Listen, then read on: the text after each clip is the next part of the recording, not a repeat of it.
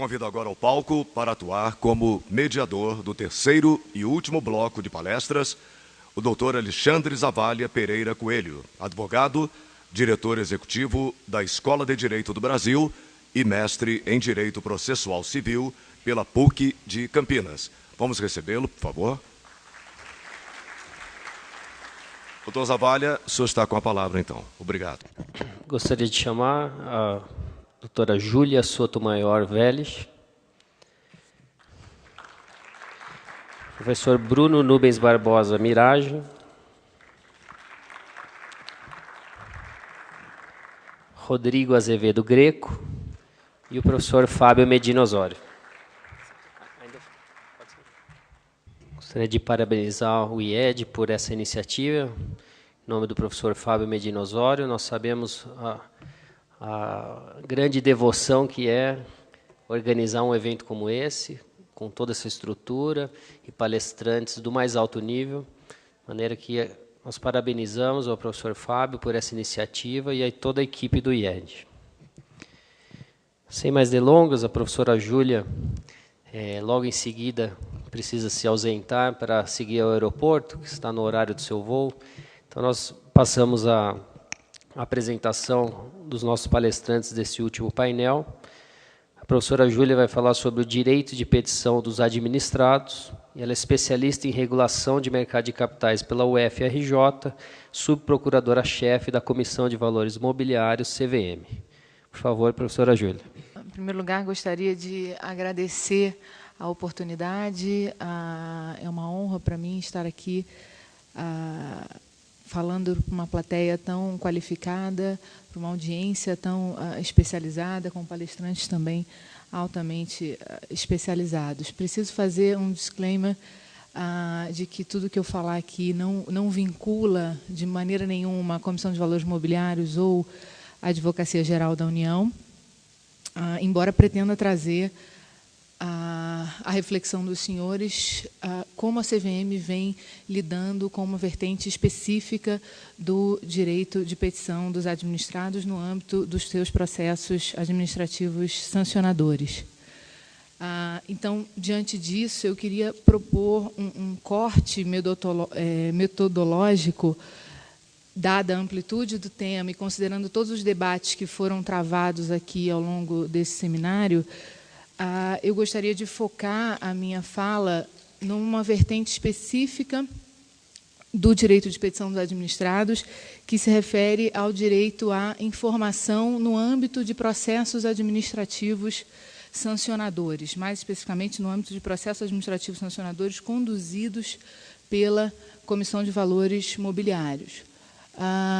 Nós sabemos que a regra geral, esculpida na Constituição Federal, no artigo 37, caput, é o princípio da publicidade dos atos administrativos. Todos os atos e processos administrativos são públicos. Mas sabemos também que o próprio STF reconhece que não existem direitos e garantias, mesmo as fundamentais, que se revistam de caráter absoluto. É possível, e o STF reconhece isso já reconheceu isso em diversas oportunidades, que razões de relevante interesse público ou exigências derivadas do princípio da convivência das liberdades venham a impor alguma restrição, ainda que temporária e, claro, excepcional e fundamentada, às prerrogativas e às liberdades e aos direitos individuais. Então, a ideia é a ordem constitucional admite que os direitos fundamentais sofram restrições legais, desde que compatíveis, é claro, com o interesse público, com o interesse social e com o interesse da própria justiça. Por isso, eu gostaria de trazer aqui aos senhores o que dispõe o artigo 2º, parágrafo 9º da Lei 6385, de 76, que é a lei que regula o mercado de valores mobiliários no Brasil, a lei que instituiu a Comissão de Valores Mobiliários e regula o mercado de capitais brasileiro.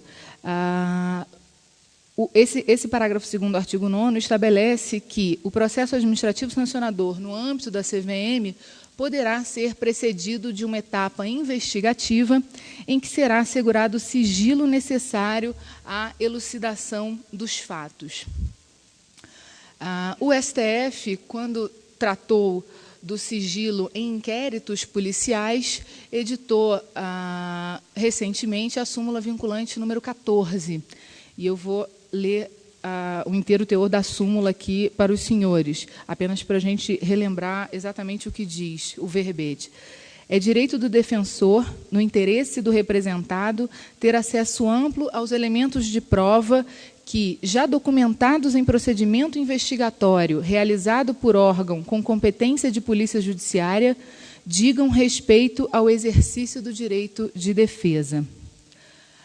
Embora a súmula se refira a órgão com competência de polícia judiciária, me parece que a inteligência dela deva ser aplicada aos processos administrativos sancionadores também.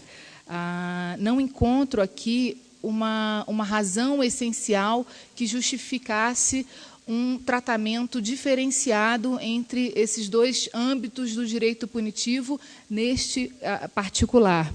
Então, por isso, me parece que a inteligência dela, embora ela não seja destinada especificamente ao processo administrativo sancionador, e sim a inquéritos policiais conduzidos por autoridades com competência de polícia judiciária, ela possa ser, sim, deva ser aplicada aos processos administrativos sancionadores. Me parece também que a própria redação da súmula, a mera leitura do que está expresso no verbete, deixa muito claro que o STF não reconheceu um direito absoluto e irrestrito de acesso aos autos de processos, no caso de inquéritos policiais ou de processos administrativos investigativos. O investigado tem direito de acesso a informações que digam respeito à sua pessoa e ao exercício do seu direito de defesa. Eu acho que aqui, dado o estágio de desenvolvimento em que a gente se encontra, não é mais viável pretender defender aquela visão simplista de que, por se tratar de um inquérito policial em que não há acusados, não há qualquer direito de defesa a ser exercido pelo investigado. Pelo contrário, há que se reconhecer aqui que, mesmo nessa fase investigativa, existe, sim, uma parcela da ampla defesa que precisa ser e deve ser desempenhada, exercida pelo investigado. Mas, por outro lado, também me parece que, e acho que isso interessa a todos nós, inclusive enquanto cidadãos, que o Estado não seja frustrado ou mesmo impedido no exercício da sua atividade persecutória, né? A gente precisa ponderar esses interesses. O investigado tem, sim, direito de acesso aos autos, como está estabelecido na própria súmula, acesso a todos os elementos que digam respeito à sua pessoa e ao exercício do seu direito de defesa, mas ele não tem o direito de interromper investigações em andamento, não tem o direito de alterar o rumo das investigações lícitas e legitimamente realizadas.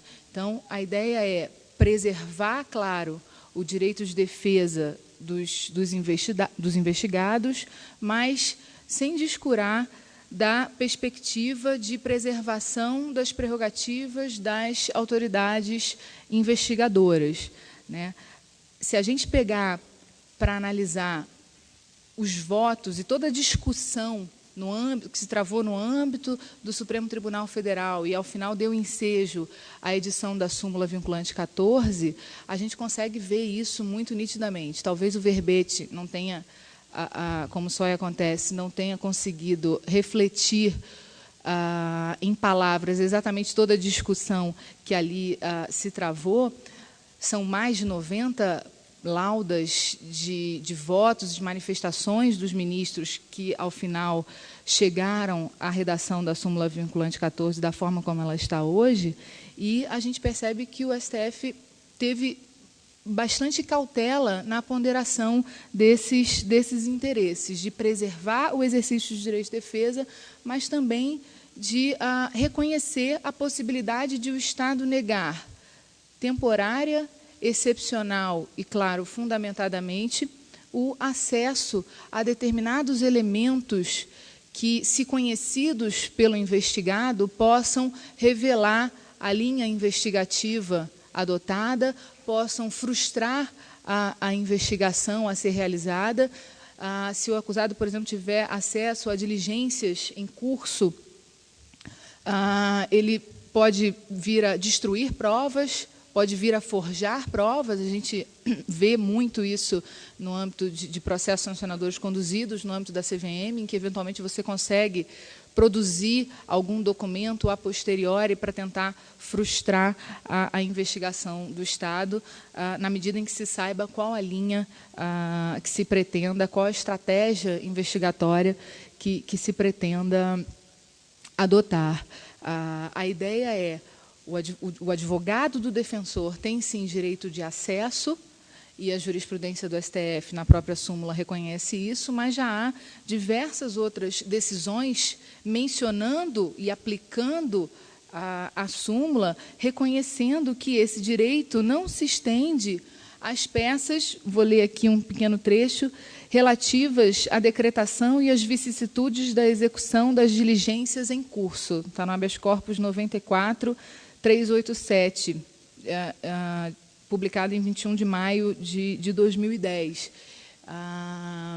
Acho que, em suma, seria, como disse o próprio ministro Peluso, numa manifestação que, durante as discussões que deram ensejo à súmula, que não cerceiem o Estado no exercício do seu poder-dever de fiscalização. Há, claro, que se respeitar o direito do cidadão de ter acesso a investigações administrativas que possam lhe afetar, e ele tem, sim, uma parcela do direito de defesa para exercer já neste momento preliminar, já neste momento de inquérito, em que você, muitas vezes, não tem sequer uma pessoa determinada investigada. O inquérito visa trazer à luz os fatos, mas há, sim, pessoas que possam ser afetadas por aquela investigação ou pela própria existência da investigação e que precisam e devem poder exercer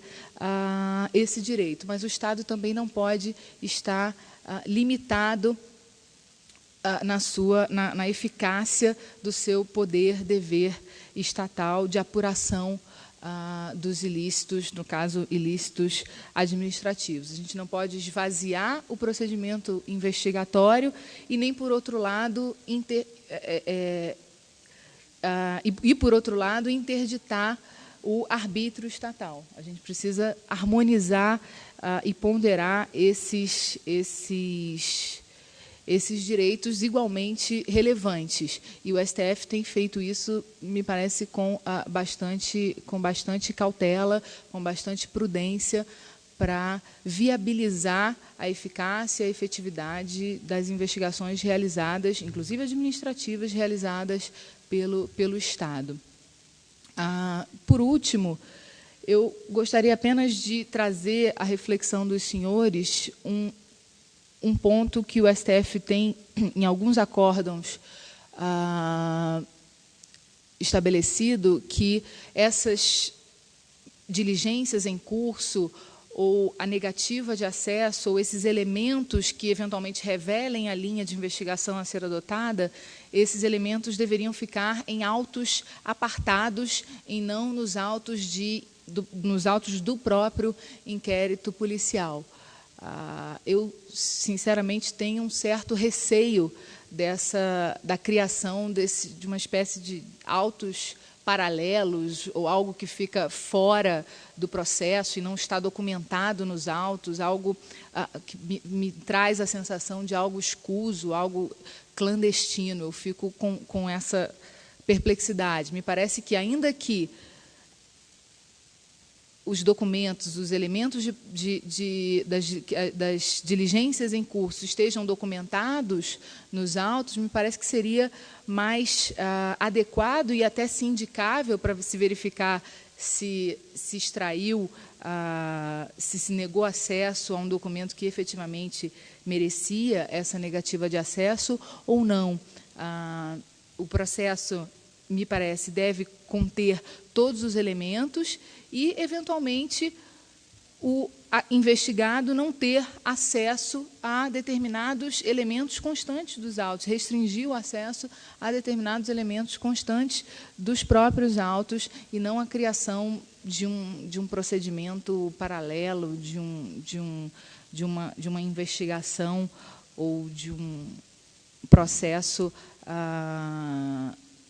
que fica resguardado de qualquer acesso por parte do advogado ou dos eventuais investigados. Claro que, uma vez acusados, uma vez havendo acusação administrativa, todos os acusados terão pleno acesso a todas as informações que, de alguma maneira, toquem ou se refiram àquela acusação, não, eventualmente, talvez um acesso muito amplo e sem, ainda que se refere, lá na CVM a gente vê muito isso, às vezes um processo sancionador faz referência, faz alusão à existência de outros processos não sancionadores, que, portanto, os documentos não estão completamente aduanados aos autos desse processo administrativo sancionador. E a CVM tem reconhecido, claro, como não poderia deixar de ser, o direito de acesso ao acusado a todos os processos que, em algum ponto, toquem ou se refiram à acusação contra ele formulada. Mas, nessa etapa prévia à investigação, o prestígio tem sido sempre da publicidade, de conferir acesso máximo a tudo que diga de respeito ao direito de defesa daquele investigado específico, mas restringindo o acesso em relação a elementos que possam revelar a linha investigativa e que, se uma vez conhecidos pelo investigado, possam frustrar ou até mesmo impedir a atuação estatal. A CVM tem, assim, se posicionado, há diversas decisões do colegiado da autarquia nesse sentido, reconhecendo o direito de acesso, às vezes parcial, aos autos de inquéritos administrativos ou mesmo de procedimentos investigativos preliminares, mas sempre prestigiando a ampla possibilidade de acesso, ou seja, a ideia é sempre conceder acesso máximo, salvo naquilo em que for inviabilizar o exercício ou a eficácia do poder-dever estatal, e sempre privilegiando o exercício pleno das liberdades e garantias constitucionais. Essa posição da CVM tem encontrado uma ressonância no âmbito do Poder Judiciário. O Poder Judiciário tem reconhecido essa possibilidade de negativa, mas sempre temporária, parcial e devidamente fundamentada. A CVM tem tomado esse cuidado de fundamentar adequadamente todas as decisões que, eventualmente, restringam o acesso ou o direito à informação por parte dos administrados. Em alguns casos, também envolvendo outros sigilos, não um sigilo específico para a elucidação dos fatos, mas o sigilo relacionado a operações e serviços no mercado de capitais, previsto na Lei Complementar número 105, de 2001, que impede ou que preserva tanto o sigilo bancário quanto o sigilo de operações e serviços no mercado de capitais. Muitas vezes a CVM precisa fazer essas restrições, de novo, para tentar fazer conviver essas liberdades e direitos que interessam a todos nós, enquanto cidadãos, enquanto administração pública, enquanto operadores do direito. Era basicamente isso que eu gostaria de falar para os senhores. Muito obrigada. Infelizmente, e peço desculpas por isso, vou precisar me retirar por conta de um voo agora. E agradeço muito a atenção dos senhores. Obrigada.